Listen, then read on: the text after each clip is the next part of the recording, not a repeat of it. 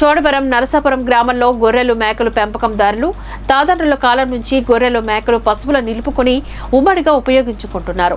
కొంతమంది పాకలు వేసుకుని జీవిస్తున్నారు. వాటిని దౌర్జన్యంగా తొలగించేశారు. ఈ విషయాన్ని తెలియపరచడానికి 40 మంది మహిళలు స్థానిక ఎమ్మెల్యే కరణం ధర్మశ్రీ కార్యాలయానికి వెళ్లి మా స్థలాలను మాకు కేటాయించాలని కోరగా సమస్యలు చెప్పిన మహిళలతో ఆయన గొర్రెలను మేకలను పశువులను సంతలో అమ్ముకొని మీరు కంచాలు పట్టుకొని ఊర్లో అడుక్కు తినండి అంటూ వ్యంగ్యంగా అన్నారని మహిళలు ఆవేదన వ్యక్తం చేశారు. దీన్ని ఆంధ్రప్రదేశ్ గొర్రెల మేకల పెంపకందారుల సంఘం, జాతీయ యాదవ హక్కుల పోరాట సమితి తీవ్రంగా ఖండించారు. ప్రభుత్వ విప్ ఆయన కరణం ధర్మశ్రీ ఈ విధంగా మాట్లాడడం సరైనది కాదని, గతంలో కూడా ఓ సందర్భంలో ఆయన ఈ విధంగానే గొల్లవాళ్ళకి ఎలా ఇస్తారని కులాన్ని కించపరుస్తూ మాట్లాడడం జరిగిందని గుర్తు చేశారు. ఇప్పటికీ కూడా ఆయన అదే ధోరణిలో ప్రవర్తించడం దారుణమని ఆరోపించారు. బేషరతుగా క్షమాపణ చెప్పి పెంపకందారుల స్థలాలను వారికి అప్పగించాలని డిమాండ్ చేశారు. లేదంటే ఆయన క్యాంప్ ఆఫీసును ముట్టడిస్తామంటూ హెచ్చరించారు.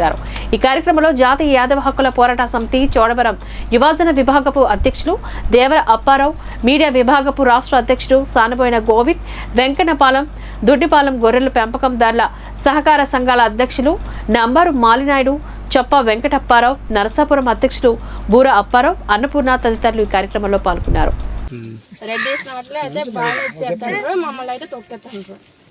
తర్వాత ఇప్పుడు సార్ ఇది మా పరిస్థితి అని చెప్పుకున్నాం సార్. ఆ సార్తో అతనితోటి చెప్పిన తర్వాత అతను అన్నారు, సొమ్ములకి సంతకు తీసుకెళ్ళి అమ్మేసుకున్నామా, మీరైతే కంచాలు పట్టుకొని ఊరి మీదకి వెళ్ళి అడుక్కోండమ్మా అన్నారు.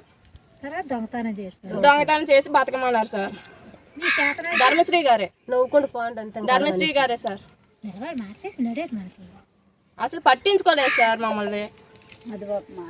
అంతే ఆ మాట కోసం మేము అక్కడ 3 గంటల సేపు పిల్లల్ని ఇల్లునే వదిలేసి పనులు మానుకొని వెళ్ళి కూర్చున్నాం సార్. అతను వస్తాడు, మమ్మల్ని ఆదరిస్తారని. మా ఓటైతే మాత్రం అతనికే వేసాం.